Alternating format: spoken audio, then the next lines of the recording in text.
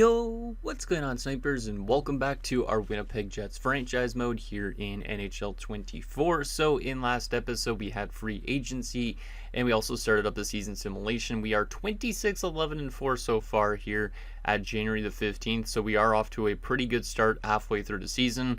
And obviously I was mainly thinking of keeping this team together. However, there is a little bit of underlining issues, I would say, with like the bottom six in terms of how it's been playing defensively. Also with the fact that we've been getting a lot of growth from some really good prospects. So we are likely going to actually be making some trades in this episode, at least one trade, to see if that helps our team out a little bit. But you can see in general our offense has been fantastic. However, the fourth line has been really struggling in terms of defensive plays. All of them are -10 or worse. And then if we go to like the defensive side of things, you can see the top six pairing has also really struggled, as both of them are -7 and -8. So I did go ahead and make some adjustments to our defensive core a little bit in terms of who's playing with who to kind of help it out defensively, maybe balance it out a little bit and see if that helps us play a better defensive game. But we are also going to be likely making a trade just because of the fact that we did have some really good growth. If we go down here to the AHL to Ludwig Ekholm, who's up to an 84 overall already. And then we also have Walter, who's a 79 now. What I'm thinking is probably actually leaving these guys in the minors for the rest of the season. The main reason why is because we have like way too good a center depth right now, and I don't know if there's a way I could get Ekholm in. Maybe we call him up for the playoffs just if we really want to, but for right now, I think he's going to play the rest of this regular season in the AHL with Walter, and hopefully those two could just develop well together and become future line mates in the NHL. But in terms of our actual lineup itself, I think one thing that is a little bit of a problem is that Matsumoto is a fourth liner and he's a sniper. He's also not really liking his ice time on that fourth line. So what I'm thinking of doing is, since Enroth is actually a pending UFA, is trading away Enroth, getting Matsumoto up to that third line so he's getting a little bit more ice time and he's playing on a line that's more offensively minded.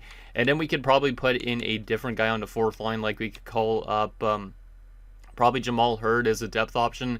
Victor Alexiev could get put back into the lineup because he's a two-way forward, and maybe that'll help us play a little bit better defensively on that fourth line, because right now it seems it's a bit too offensively minded because Lannon and Matsumoto are both offensively driven players. Akeem Hansen's a two-way forward, so he's okay to be on that fourth line.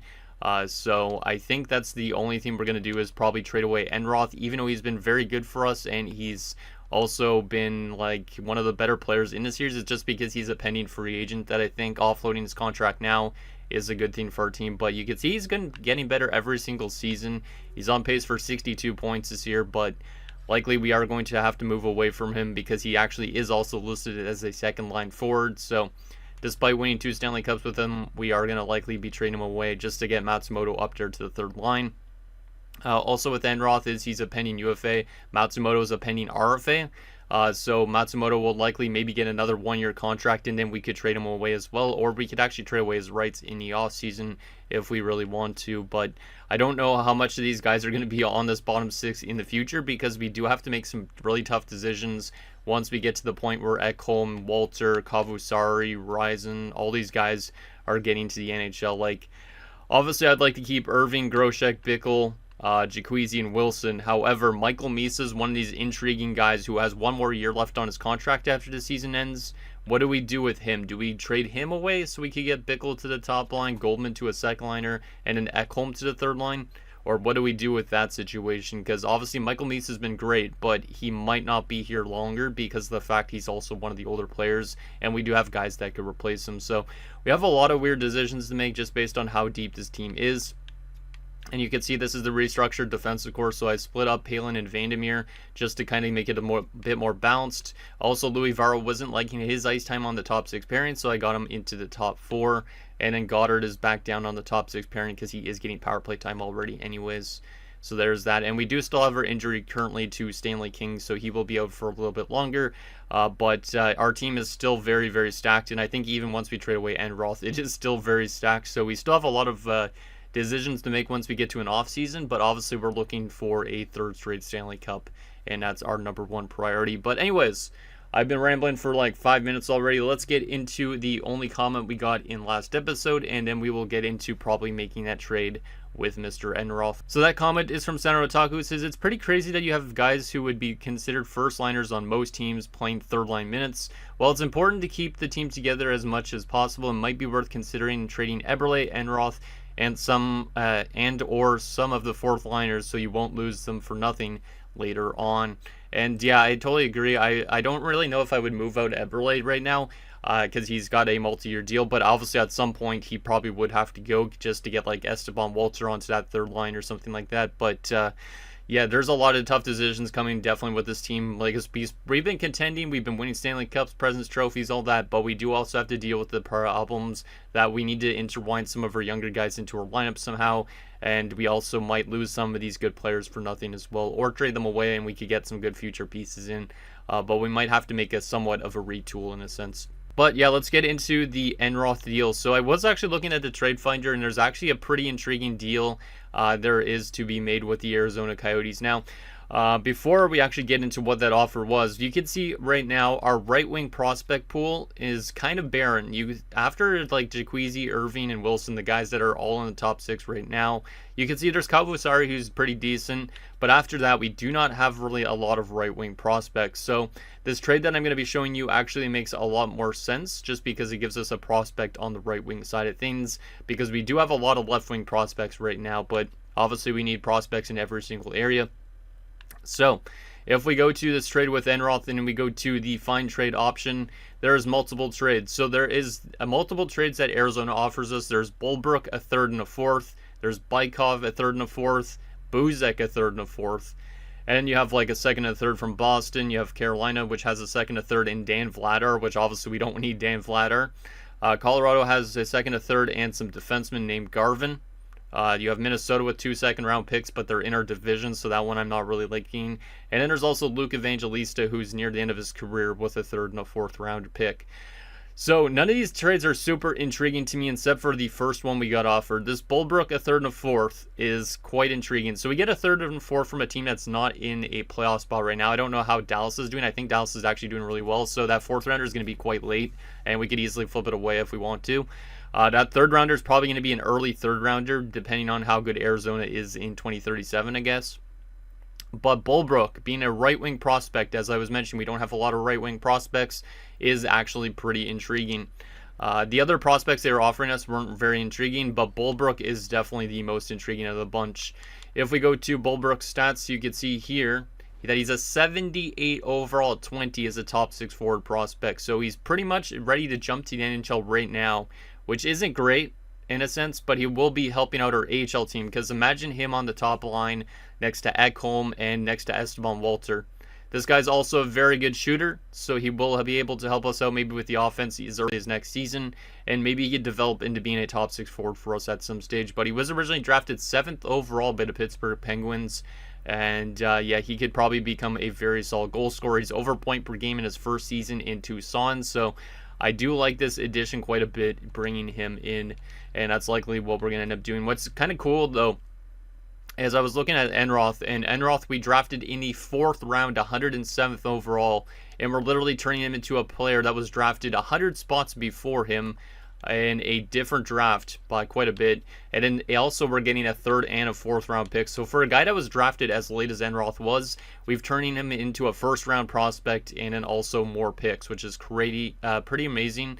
And obviously I think this trade will help us out for the future. We could even use Bulbrook as a trade option if we really want to down the road, but I think right now he would just give us more depth on that right wing side, which we don't have a lot of at the moment. So this is the trade we're going to make. Unfortunately, it sucks to send off Enroth. Like I said, let's take a look at his career numbers with us in like the playoffs. He's been pretty solid. He also drew a penalty, and that helped us win the conference finals against Anaheim, I think it was.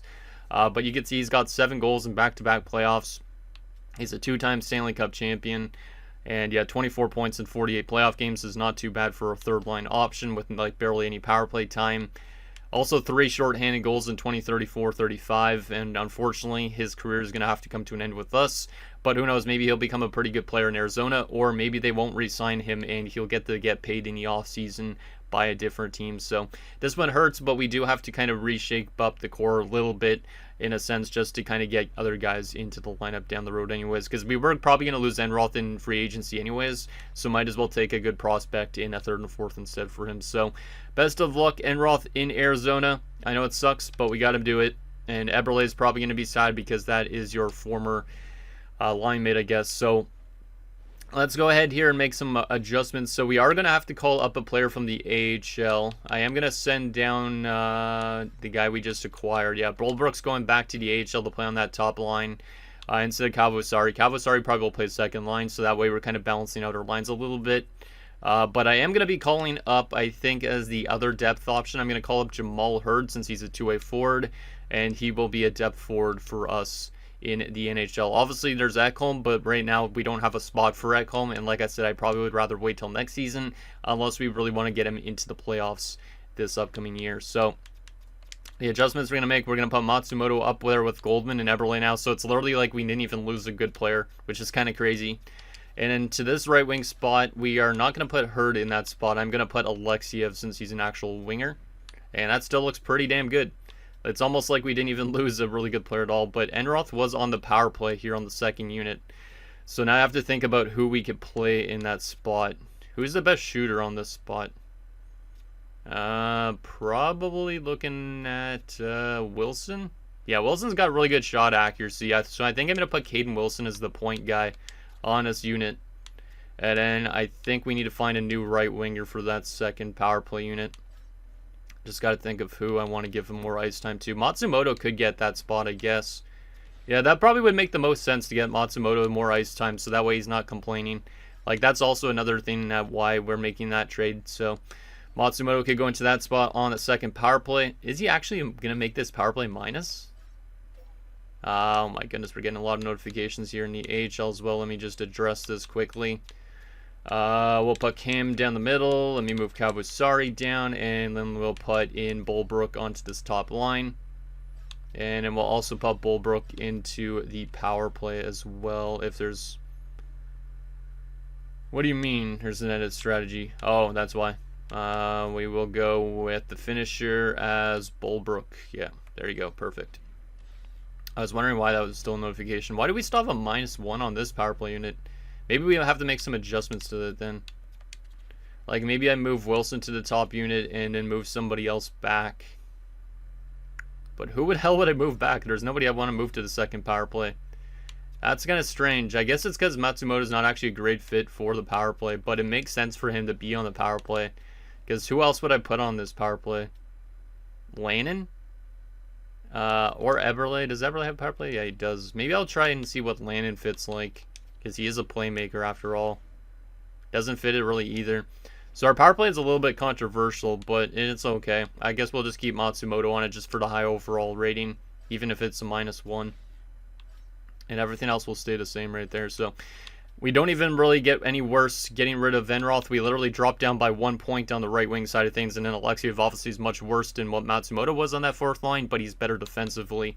And that's what I'm kind of hoping for, to make that fourth line a bit better in terms of keeping the puck out of the net. So I think that is pretty much all I want to do in terms of trades right now. Obviously, there's trades we could still make if we need to, because our defensive core could use always an upgrade, but I don't know if it's something we're going to do or not, because obviously losing Christian Cairo in last episode was kind of a big blow to our defensive core. I'm curious on where Enroth is going to fit into Arizona's lineup, and if they're actually going to hold on to him all year, or if they're going to flip him again, because there's a chance he could get dealt multiple times with them not being a playoff spot at the moment. But let's take a look and see where Arizona's slotting him in. Hopefully he has like a first liner or something like that. As a second liner, okay, that's better. That's kind of interesting to see, though, him go from a third line on our team to a second line forward. So he's going to get to play with some pretty good line mates in McQueen and Deming. That to Arizona team actually looks a lot better than I would have thought. And he's also playing with former teammate Julian Fairchild. I forgot that we dealt Fairchild there as well. So who knows? That Arizona team looks really good, but they're somehow below 500. So I think they could definitely make it back into the playoff mix with the addition of Enroth. So there's that. And yeah, I think we're ready to continue simulating. We'll probably simulate the rest of the season in this episode, because obviously our team is so dominant that it might as well just see what we do in terms of the regular season the rest of the way. But anyways, there's that. Let's see what our team does in terms of simulating. Hopefully we can play a little bit better defensively, as Arizona has put Josh Norris on waivers after we made that trade with them. And I don't think we need to claim him. No, not at 2 years. No, thank you. Okay, let's go to the end of the month and see if we're playing a little bit better defensively on that fourth line. Everybody was a -10 or worse on that fourth line before. Hopefully Alexiev is plus by the time we get to that point. Of course, Matsumoto gets literally injured the day after we make a trade to help him out in terms of ice time. I don't understand that, but whatever. Let's just go replace player. That's kind of dumb. But yeah, our team is really good still at this stage. Stanley King has been healed, which is great. Obviously, we'll send Geraint back down to the AHL once we are back to full health in our lineup. But for right now, he gets to stay up here because Stanley King has been injured 2 times this season, which hasn't been great. He is back to full health now, which is great. So hopefully he stays a little bit healthier because obviously he's only got 1 more year left of RFA status before he becomes a UFA. And then maybe we let him go because obviously Bergqvist has a high lead potential, so he could probably take over that spot pretty easily. Goddard has now been injured with a sore shoulder. Okay, we're getting a little bit of an injury bug here, which is kind of annoying, but it is what it is. We're still winning games without them, and Matsumoto has returned, which means also probably the other guy has returned too. So we are going to send Geraint back down to the AHL. And hopefully he could help them in a potential Calder Cup run depending on how far they actually get this year. Because I think last year they didn't even make the playoffs if I remember right. But let's go down here and get him in instead of Musel. There we go. And then we want to go to the NHL and make sure we got all our guys back in their normal spots. So Jamal Hurd will come out. Matsumoto will come back in. And we'll keep Alexiev on the fourth line. Matsumoto is not fully healthy yet. He dropped down to an 81, which is kind of weird because he is getting more ice time now, so he shouldn't be complaining too much. If he is, that's not great. That is not great at all. Goddard is also back, so we'll put him in. He's up to an 80 overall. So a lot of these guys are freshly coming back from injuries and getting a little bit of boost. Matsumoto is dropping off, though, which is not great. And yeah, I think I might have to trade away his rights in the offseason and then also maybe rework the third line a bit. Maybe think about trading away Michael Misa just to get Bickle up there and get Goldman maybe as a second liner or add Colm as a second liner because we just have so much good talent on this team that it's almost impossible to kind of figure out what we need to do with this roster because obviously it simulates good, but we want to make sure people are in the right spots. Okay, so our roster is good to go because we already got everybody back into the lineup, right? I'm pretty sure. Let me just double check on that front. Yep, we are good. Okay. And 7-2 win over San Jose. So 32-12-5. We are still second place in the Central Division. But then again, the Dallas Stars have played 2 more games than us at this stage. I do want to take a quick look at the fourth line and see how good Alexiev has been since jumping into our lineup. Aiden Irving has still been really good. His goal scoring has slowed down a little bit here since we started this episode, but up to 55 points in 49 games. What's kind of crazy, though, is him and Wilson are both pending UFAs, not this upcoming offseason, but the following offseason. So him, I think also Michael Misa, too. So we have a lot of decisions coming up in these next few years.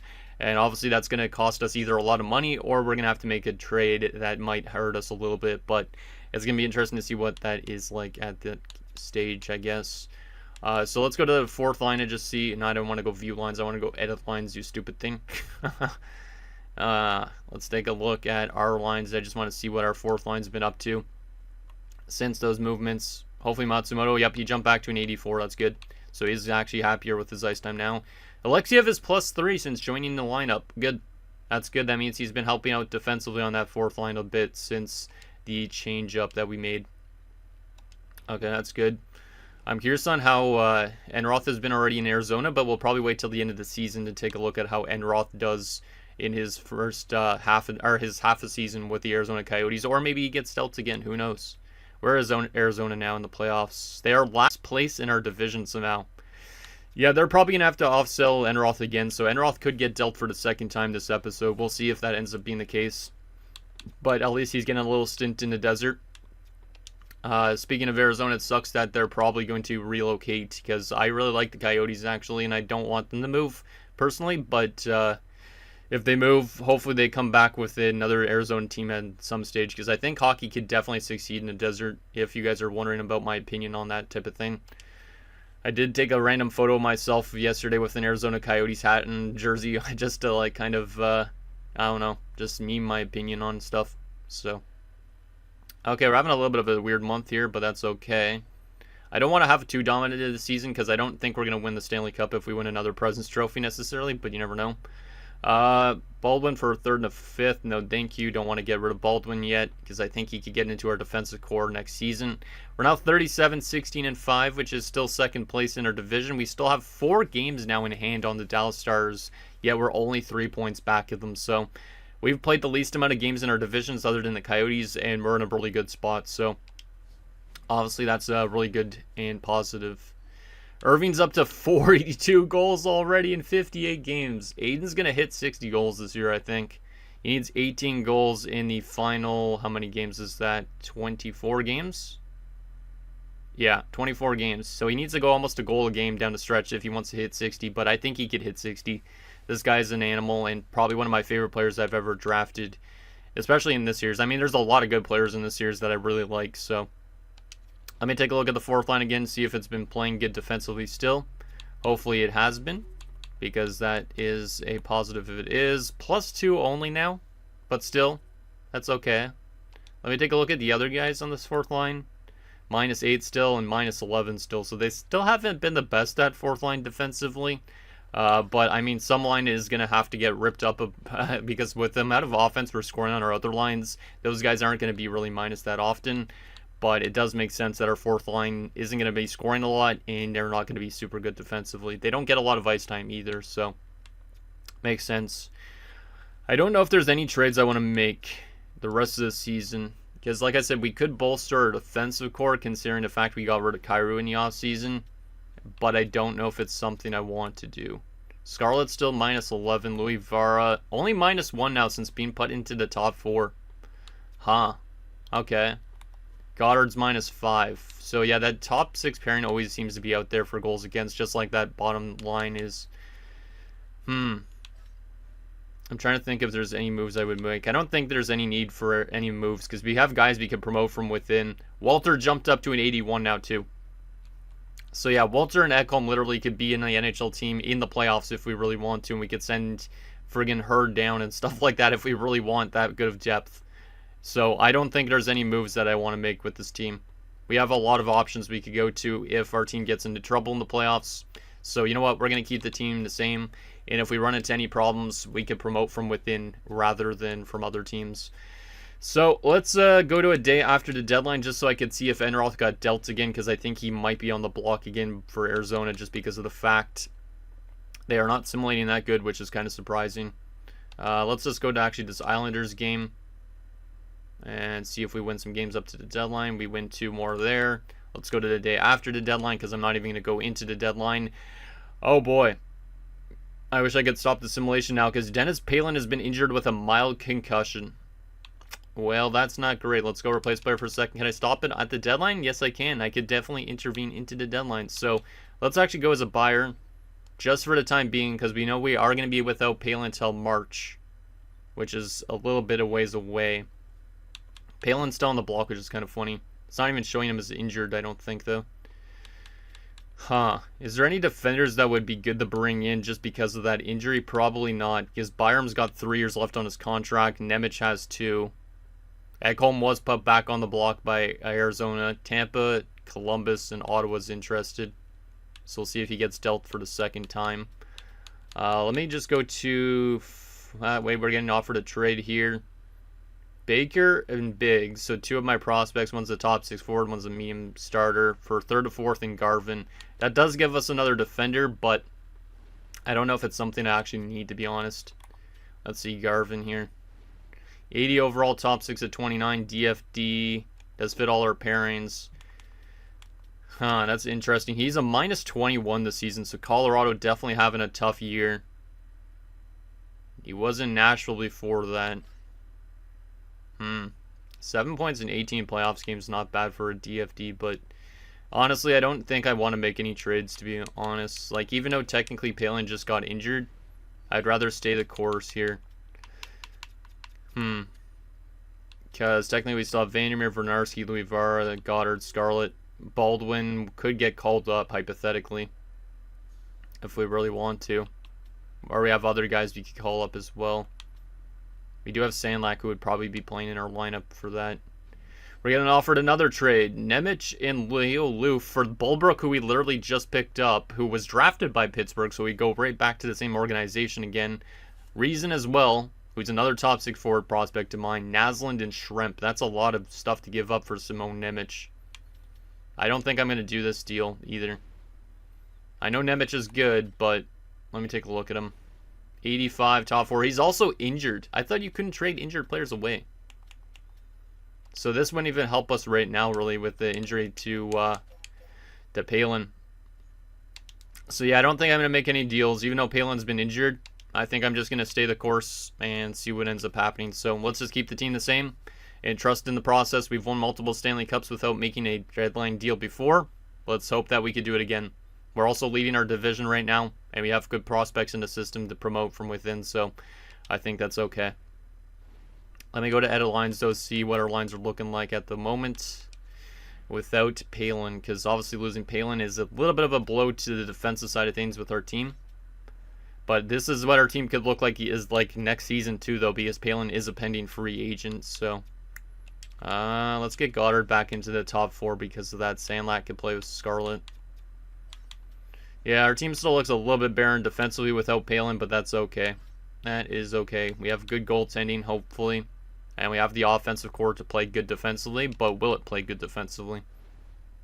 Okay, let's take a look if Enroth got dealt for the second time this season, because I am curious if he did get dealt again. So, did he get dealt? A lot of these guys we're not going to recognize, so I'm not even going to read out any of these trades, really, unless I see Enroth got dealt again. Did he get dealt again?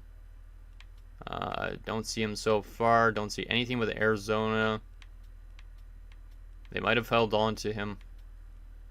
Timo Meier got dealt for players that are actually still around in this series.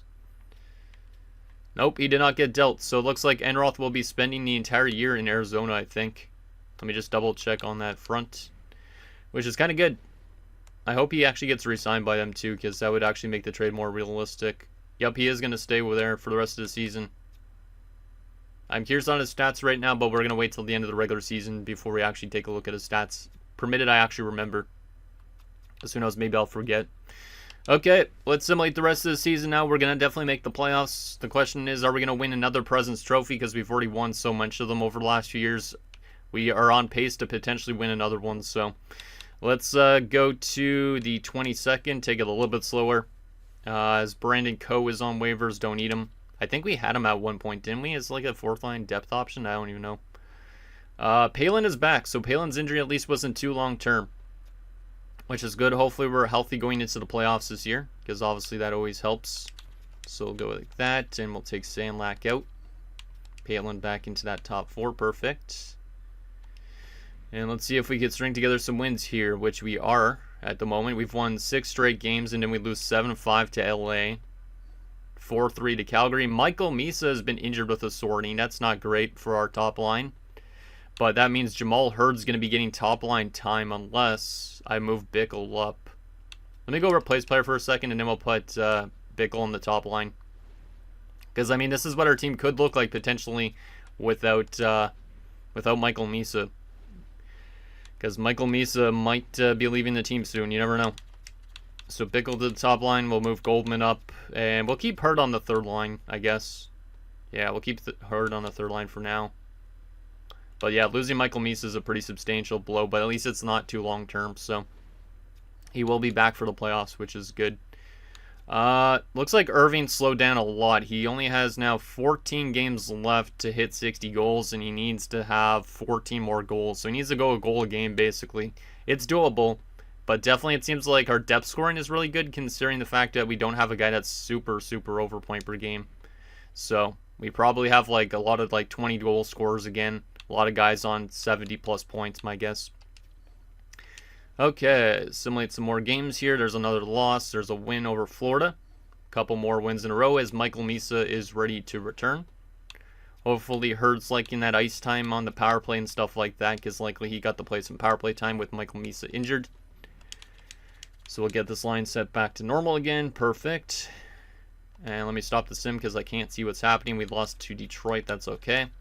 Game against Enroth and the Coyotes. We win 4-1. And we still have, wow, we still have 8 more games to go. 8 more games to go. We've already clinched the playoff spot. We're the first team in the league almost, other than the Kraken, to clinch the playoff spot. So the Seattle Kraken could end up winning the President's Trophy, which is interesting. And Irving's only on 47 goals now, so I don't think he's hitting 60, unfortunately, unless he gets 13 goals in the last 8 games. But he could definitely have another 50-goal season. But he has definitely slowed down a little bit here as of late. But he is the oldest guy on the team, too, so it kind of makes sense. Okay, so let's continue assembling these last few games of the season. We do have a game against the Kraken, which might determine who wins the President's Trophy and who doesn't. Game against Calgary, 6-5 overtime win. Groshek has been injured with a sore knee till April 17th. Doesn't mean he's going to miss any of the playoffs. I don't think so. Let me go replace player for a second here. He's going to miss game 1 of the playoffs, I think. Looks like he's going to miss game 1 of the playoffs. That's unfortunate. And he was leading our team in points at that stage, too. So he did pass Irving in points, but that's a pretty substantial blow. But that does give a chance for Eberle to prove himself more so. But I still don't like having injuries late in the season here. Yeah, okay, that's good. We're getting a lot of our big guys injured here right near the end of the season, too. Since Misa was injured not too long ago. It's been a bit of an injury-riddled season, to say the least. Okay, so we got a game against the Kraken coming up. We did just lose in overtime to Vegas. Us and the Kraken are exactly tied in points. We have 1 game in hand on them, though. So there's a realistic chance we might win another President's Trophy, but it also depends on this Kraken game. So can we beat Seattle? Yes, we can. We shut them out 4-0. Holy crap, man.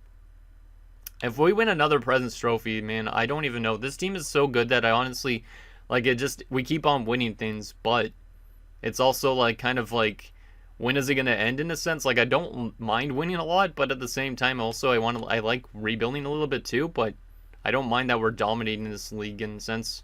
This might become my most successful series ever in terms of awards and stuff. Okay, let's go through these 4 games during this week, and then we got 1 more game left this season. Game against the Sharks, we win 7-2. We beat the Oilers. We lose to the Canucks in overtime. We beat the Wild in a shootout. Yeah, I think we've won another President's Trophy. Yep, we've clinched the President's Trophy again. And that's, I think, our 5th in the last few years. And, oh my goodness, another injury. Alexei has been injured with a sore shoulder, so that's one of our defensive forwards on the 4th line. As we go on to into the playoffs on a little bit of a heater, we finished 55-20-7. And we are the only team to have 110 plus points with 117. We finished 9 points up on the Kraken, despite being so close not too long ago. That's crazy. Another President's Trophy for this team, huh? Another President's Trophy. Aiden finishes with 92 points and 52 goals, which means, yeah, our depth scoring definitely is really good on this team, and likely why we finished as good as we did. Let's take a look at stats across the league. So, yeah, we win our... I think that's literally our 5th President's Trophy in the last 6 years or something ridiculous like that. We've won cups when we've won President's Trophies, but I feel like this year might change things. Who knows? But in terms of goals for per game, we were the 2nd best offensive team, only behind the Anaheim Ducks, who we've knocked out in the conference finals a lot. So, who knows, maybe another rematch this year. In terms of goals against per game wise, we were one of the best defensive teams, so we improved defensively, it looks like, I think. We were number 6. Okay. Power play percentage wise, we were the number 1 power play in the league at 28.3%, even with trading away Enroth, which is pretty crazy. Penalty kill percentage. Our penalty kill was number 1 in the league. Okay. Special teams were fantastic and in regular strength as well. 7 short-handed goals, 37-4 on home ice, and in 25, 13-3 on the road. 7-1-2 in our last 10 games. Okay, let's take a look at some player stats going into the playoffs. At least Groshek will be back for like the beginning of the playoffs, but it does suck that he got injured. So Michael Misa, 81 points in 78 games, not too bad, but he is definitely replaceable because Jerry Bickle had 78 points. So I think there's a realistic chance that maybe this offseason we shop Michael Misa.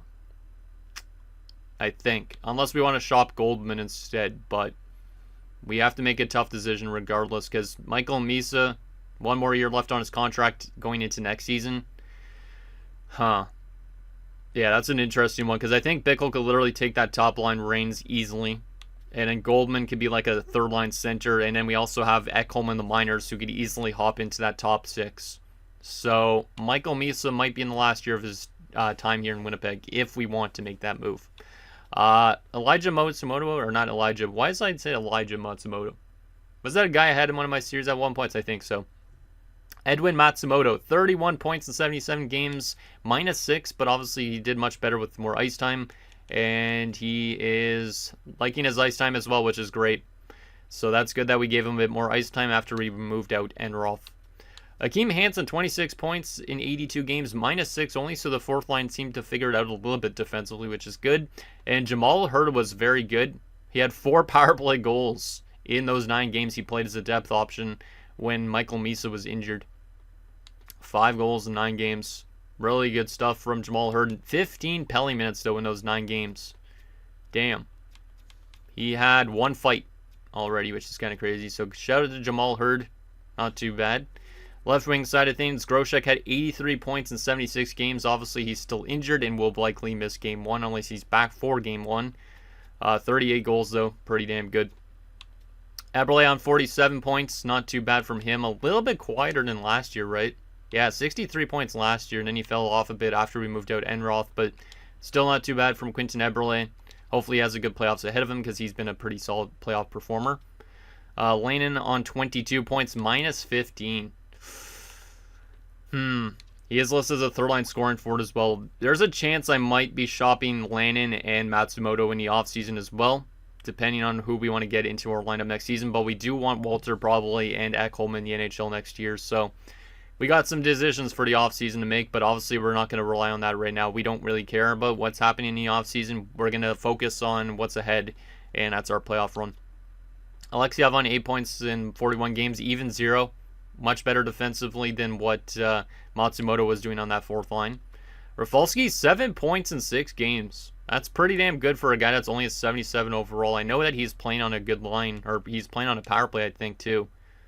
But damn, that's pretty good. He's a solid depth forward for sure. Right wing side of things, we saw Aiden Irving on 52 goals and 92 points. Another great year for Aiden.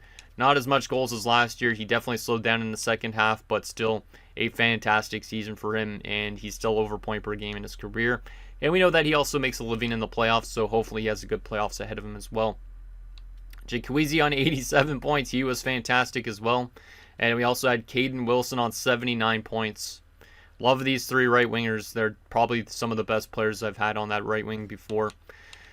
But in terms of our forwards, before we look at our defense, you can see we literally had 3 30 goal scorers. We had 5 20 goal scorers. We had a total of 8 15 goal scorers. And 10 guys above 10 goals. The only ones below 10 goals were Lannon and Alexeyev, who only played 41 games, and then the depth options too. But everybody on our forward group did a lot of work. And in terms of like forward depth scoring, we had a lot of guys above 50 points. Our entire top 6 was above 50 points as they normally are. Our third line was a bit more quieter than last year, but still above 30 points. And our fourth line was mostly in the 20-point range, which is pretty good. From a defensive standpoint, how did Vandermeer do this year? 63 points plus 27. Great year for Will Vandermeer. I really love Vandermeer. He's probably also one of my favorite players in the series. That is not a career high, just missing out his year that he actually won the Norris.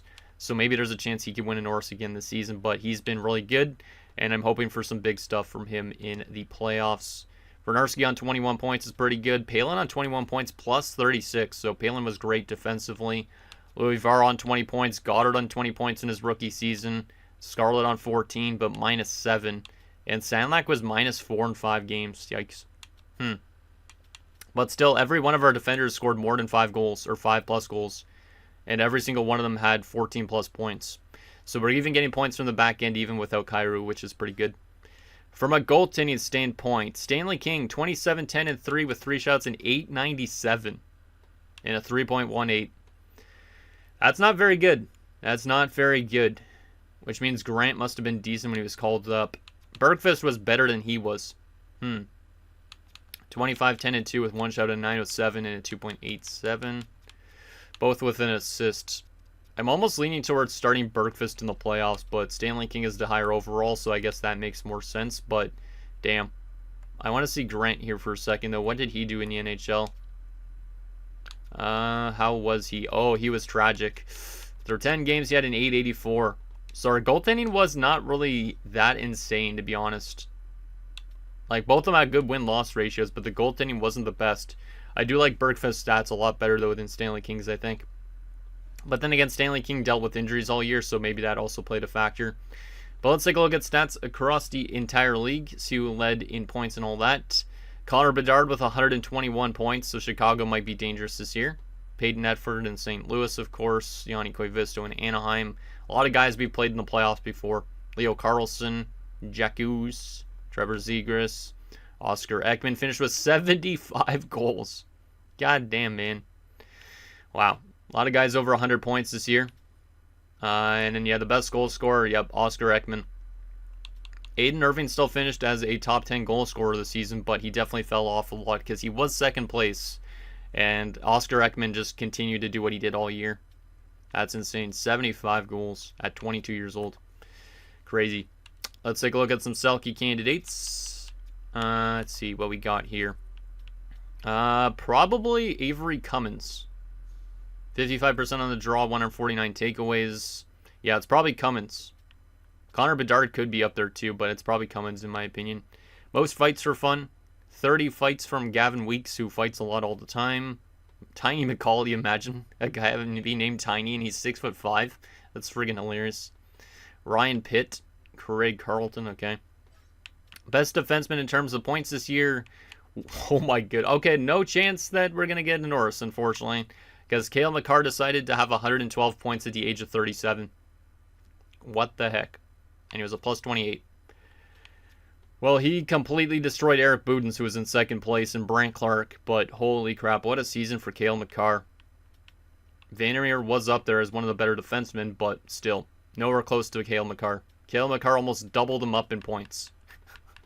That is crazy. Wow. Best goaltender this season in terms of wins was Bernard Laserte of the Seattle Kraken.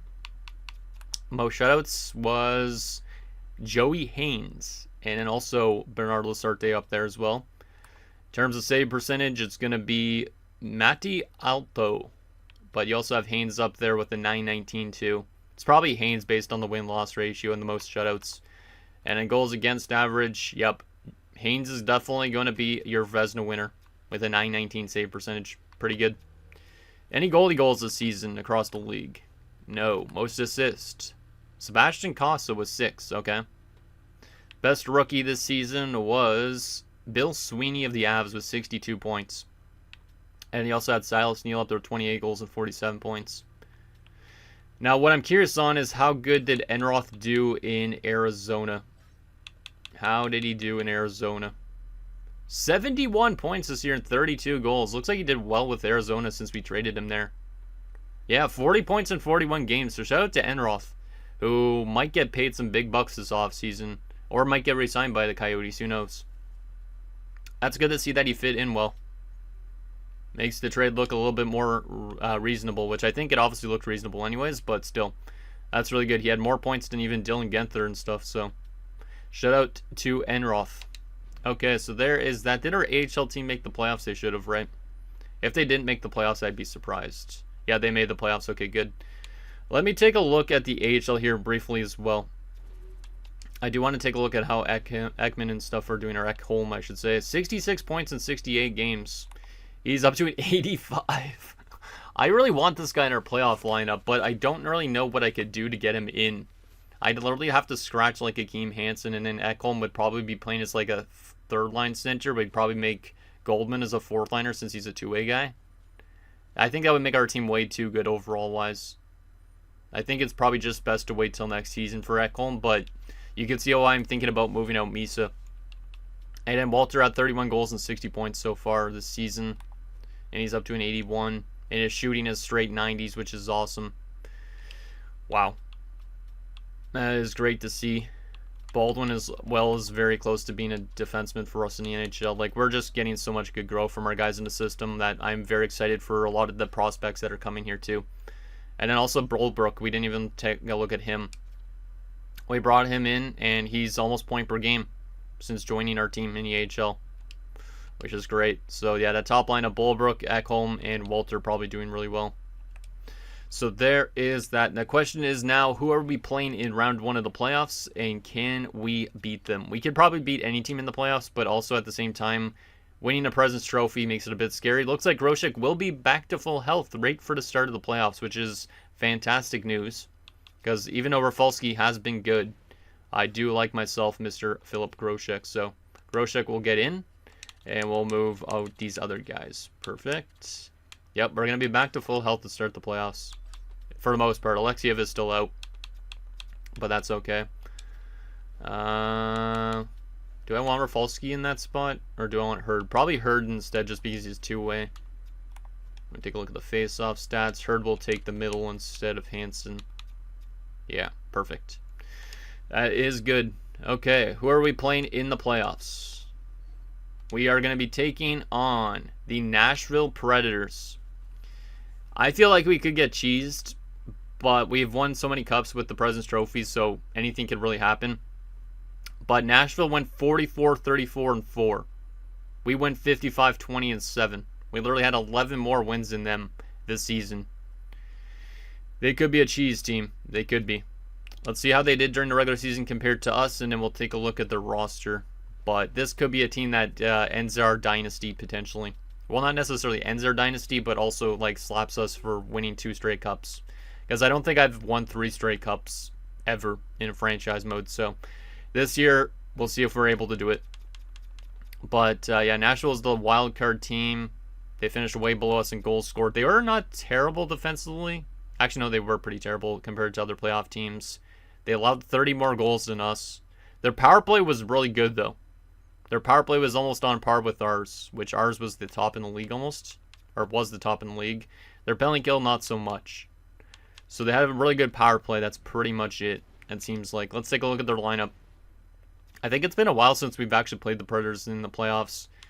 Because obviously the years that we've won the Stanley Cup, the last 5 years, the 3 cups in 5 years, we've played the exact same teams. We've played normally St. Louis, Chicago, Anaheim, and then it's either Buffalo or Boston in the Cup finals. So this might be a different run this year. It might be. Or it might be a first round exit because it's a different run. But let's take a look at those Preds. See what they got. First line, Avery Boyton, Roy Motto, and Shane Cons. Wow. That's a really good top line for a team that just barely made it into the playoffs. That's what kind of scares me. Second line, Joachim Kimmel, Matthew Savoy, and then you also have Kirill Marchenko. I almost said Michenko for some reason because of the guy in the AHL probably. But that top 6 is pretty good. Pretty good, especially that top line. Third line, Marshall Tierney, Nico Hischier at 37, okay. Greg Luongo. And a fourth line of Bobby Brink, Connor Levi or Levis or something like that, and Caden Bankier, the 2 former Kamloops Blazers, I believe. That forward group's interesting. They have good depth. Especially on that right wing side of things. Kind of like what we did at the beginning of the season. But that our first line is really good. And that's what we need to shut down. From a defensive standpoint, David Juracek and Sergei Semin. Okay. Second pairing, Bill Kobayashi, who's a 76. Okay. They might have an injury. And Cam Allen. And a top 6 pairing, Atuka Pirala and Drew Hellison. Why is Pirala on the top 6 pairing? It's kind of weird. You think they would have him up here instead of like Kobayashi. Whatever floats your boat. But they have some okay defenders, but they also have some mid defenders. And goaltending-wise, Kim Rodin. Ah, yes, this guy. We've seen this guy up there a lot. I think we played him in the playoffs before, right? But he's 28 years old now. Actually, maybe we've never seen him in the playoffs. I don't know, but he's not played much in his career in the playoffs. So we do definitely have the experience factor going into this. And then they also have Artur Silovs as their backup. From a depth purpose, they have Jonathan Berggren, Cole Baudouin, yeah, and then Justin Sordif. So they don't actually even have an injury on defense. I thought they would have had an injury with that 76 being in the top 4. So forward-wise, I'd say they're good. Defensively, it's a mixed bag. Goaltending is solid.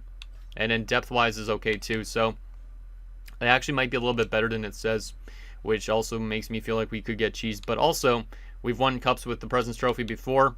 We just got to hope that we could do that again. Did it update my coach's stats to say how much President's Trophies he's won now? Let's see. No, it hasn't, but he's definitely won 5. This coach has been perfectly fit for our team, too. Because now we've won... Yeah, look at the last, like, 4 of the last 5 years. Or actually, every year since 2030-31. We've won above 5% of our games every year. We've had 4 seasons above 70%. And then playoff-wise, he's won us 3 Stanley Cups.